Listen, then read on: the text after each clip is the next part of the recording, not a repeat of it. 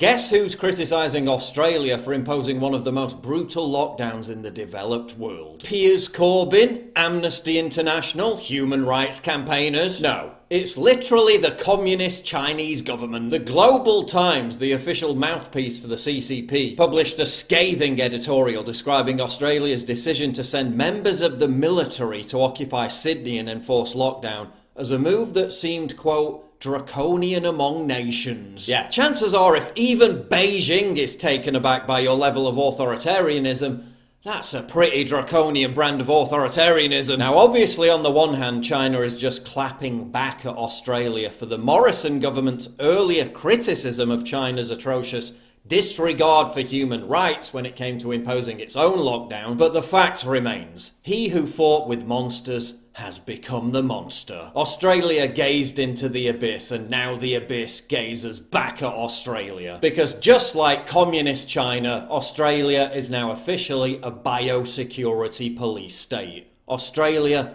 is a post-democratic country. How else could you describe a country where protest is outlawed? Where under a newly proposed law, those who risk arrest by even daring to attend a demonstration are subject to onerous fines of up to $5,500. Where those who merely post anti-lockdown information online could face fines of up to $11,000. Where protest organisers face fines of $20,000. Where pregnant women who promote such protests on Facebook are arrested in front of their kids in their own homes. How else could you describe a country where people face $500 fines for failing to wear a face mask outside? Where surveillance drones are deployed to catch the unmasked?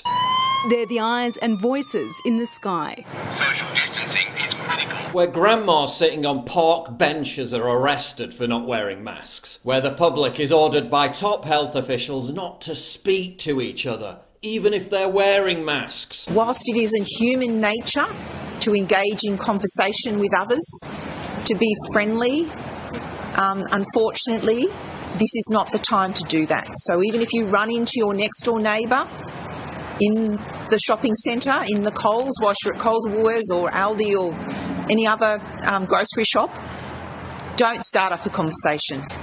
Now is the time for minimising your interactions with others.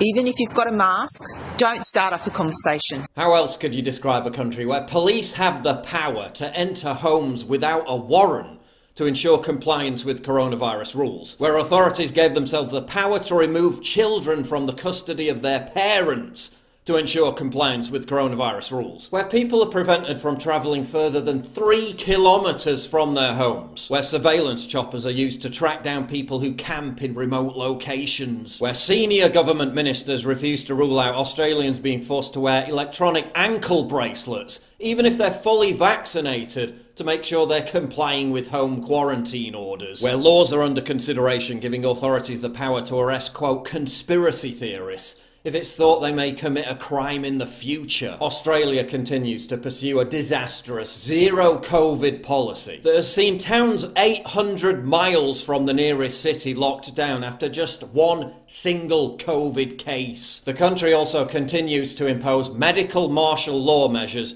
that are so despotic even China is jealous. When the world's leading communist dictatorship expresses surprise at the lengths you're prepared to go to subjugate your own population, you know for sure that something's rotten down under.